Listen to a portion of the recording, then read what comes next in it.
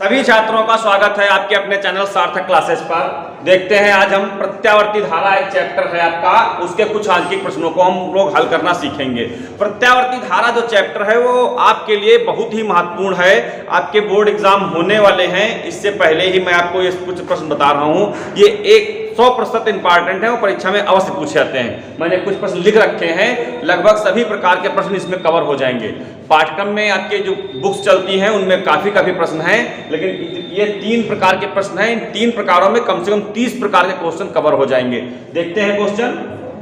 एक प्रत्यावर्ती धारा परिपथ में विभवांतर का वर्ग माध्य मूल मान। ये वर्ग माध्य मूल मान क्या है इसको समझेंगे। तो इसको हम लोग लिखते हैं VRMS। VRMS का मतलब R का मतलब हुआ रूट, इसका मतलब हुआ मीन, इसका मतलब हुआ स्क्वायर। ये वर्ग माध्य मूल मान है। ये वर्ग माध्य मूल मान है। ये आपको दिया हुआ है 100√2। कितना दिया हुआ है? 100√2 दिया हुआ है। आपसे कुछ पूछ रहा है विभवांतर का शिखर मान ज्ञात कीजिएगा, पूर्ण चक्र के लिए औसत मान ज्ञात कीजिएगा। तो ये जो मान दिया हुआ ये VRMS दिया हुआ है। अब ये पूछ क्या रहा है? शिखर मान। तो शिखर मान का सूत्र क्या होता है? V0 का सूत्र आपको मालूम होगा। तो ये VRMS √2 होता है।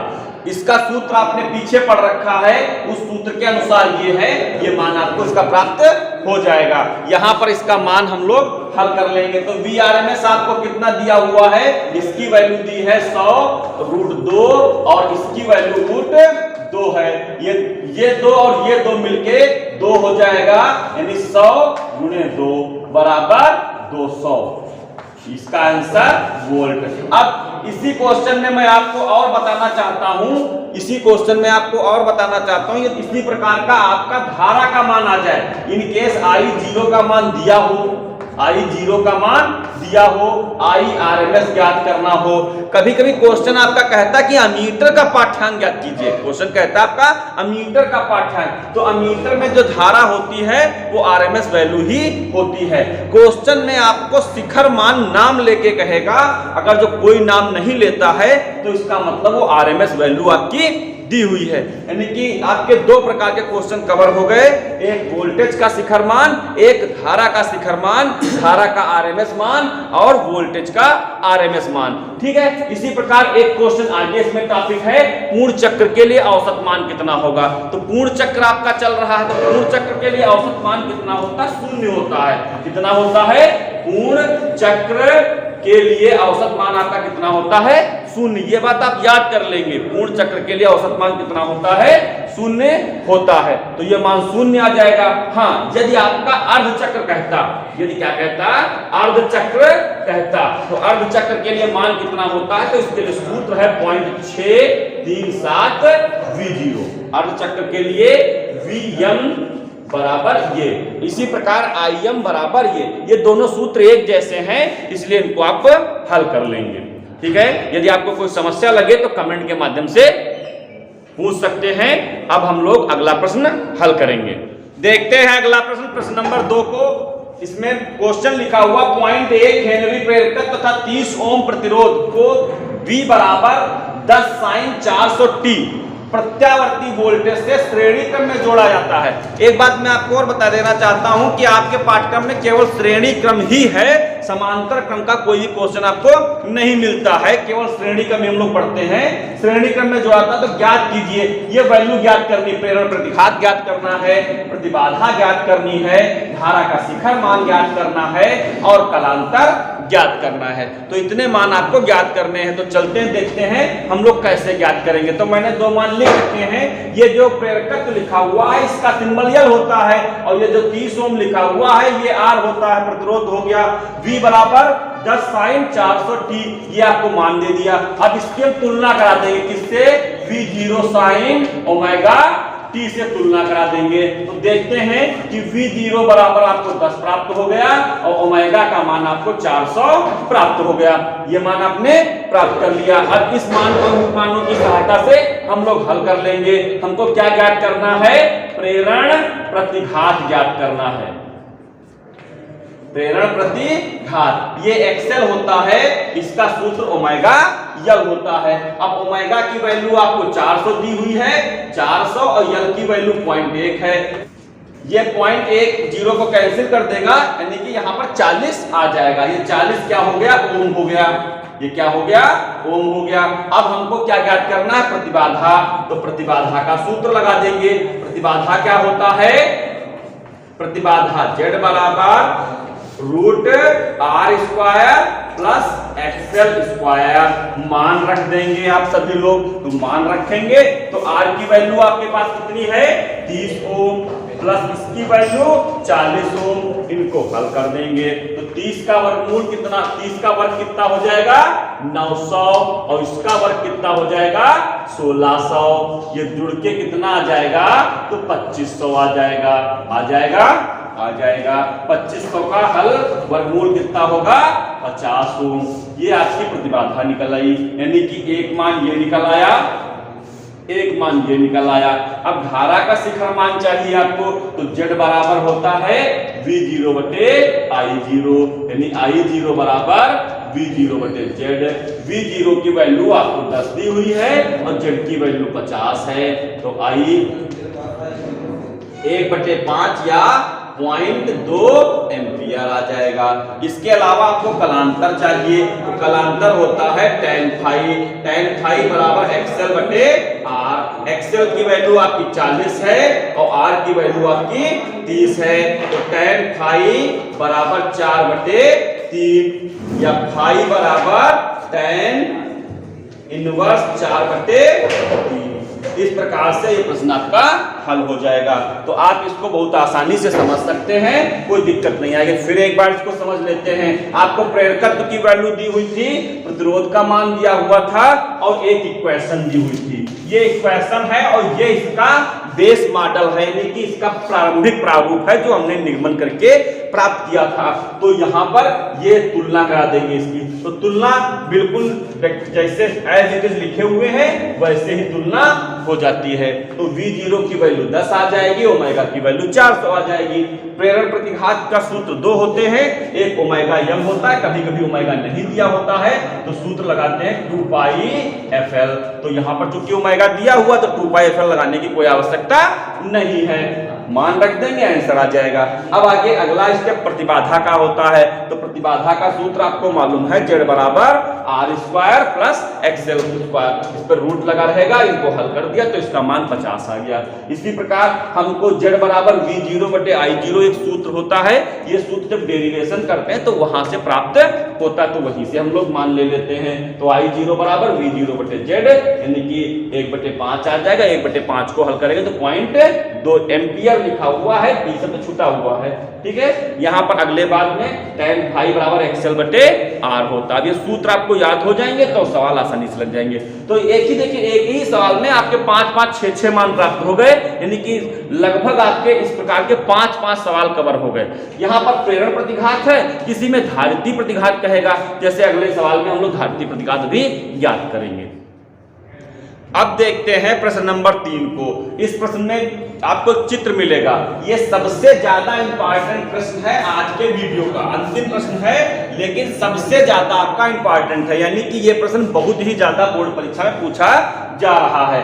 चित्र के अनुसार हमको जो जो मान दिए पहले उनको हम लिख लेंगे। तो हमको क्या दिया है, V बराबर 250 साइन 100 पाई t, साइन 100 पाई t, ये इतना लिखा हुआ है। और इसके बाद में अगला इसमें,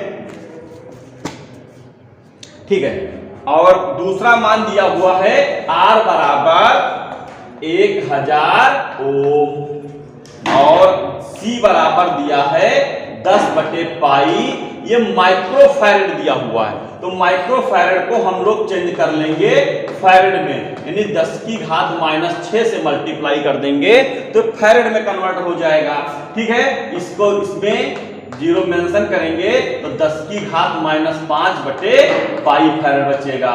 अगला मान L दिया है 20/पाई, ये हेनरी, H फॉर हेनरी होता है। अब चलते हैं इनके मानों पर। तो सबसे पहले यहां पर तुलना करा देते हैं। V v बराबर v0 साइन ओमेगा t से तुलना करेंगे। क्या करेंगे? तुलना करने पर जब तुलना करेंगे तो आपको क्या प्राप्त हो जाएगा? v0 का मान प्राप्त होगा 250, ये वोल्ट होगा।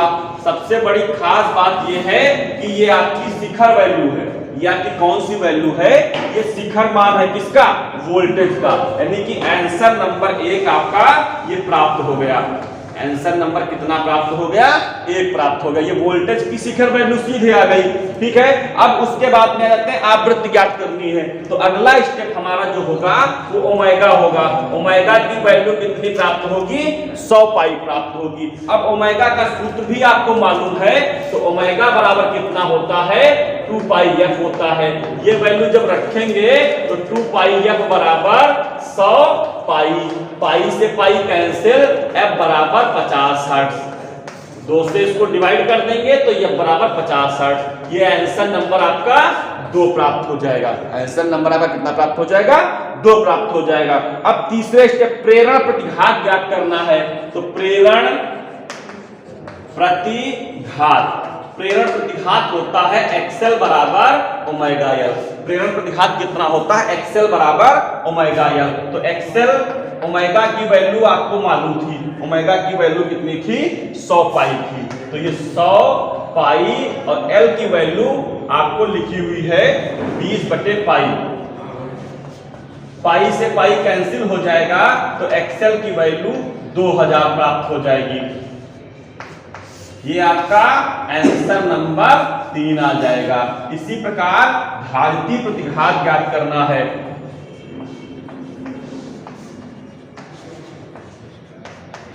धारिती प्रतिघात XC होता है, ये 1/ओमेगा c होता है।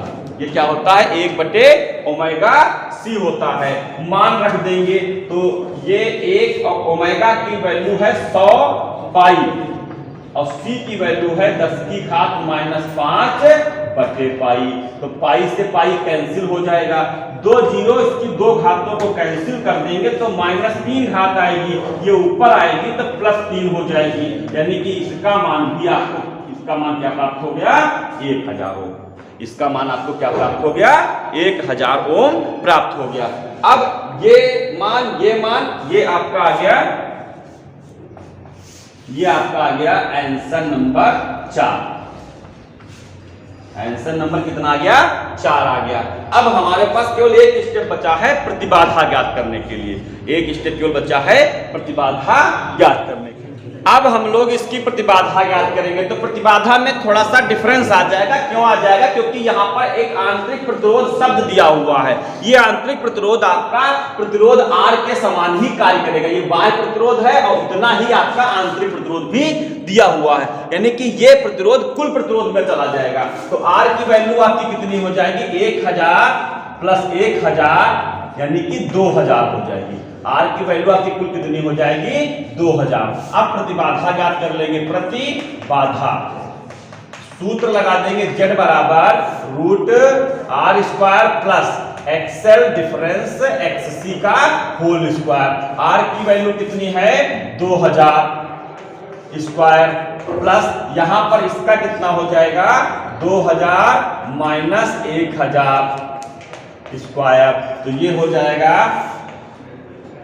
2 × 2 दूनी 4 हो जाएगा और 3 दूनी 10⁻⁶ हो जाएगा। इसमें 1 बचेगा, 1 का 1 ही रहेगा, 10⁻⁶ हो जाएगा। 4 × 1 = 5 हो जाएगा, 5 × 10⁻⁶ यानी कि ये √5 आ जाएगा और अंदर 10⁻⁶ का निकल आएगा बाहर 3। ये आपका लास्ट आंसर प्राप्त हो गया। यदि आपको इसका मान ये आंतरिक प्रतिरोध के रूप में ना दिया होता, जो ये वाली वैल्यू दी हुई है, तो सूत्र सीधे लगाते हो, R का मान लिखते। अब इस क्वेश्चन में आपके लगभग 6-7 क्वेश्चन कवर हो गए जो अलग अलग पूछे जा सकते हैं। ये LCR परिपथ कंबाइंड था, आपका अलग अलग भी परिपथ पूछा जा सकता है, जैसे CR परिपथ, LR परिपथ या LC परिपथ। ये इस प्रकार से परिपथ भी पूछे जा सकते हैं और सिंगल तो मान हमने सबके ज्ञात ही कर दिए, प्रेरण प्रतिघात, धारिती प्रतिघात, इस प्रकार के। तो आशा करता हूं आपको आज का वीडियो पसंद आया होगा। यदि वीडियो पसंद आया तो इसे लाइक अवश्य करें।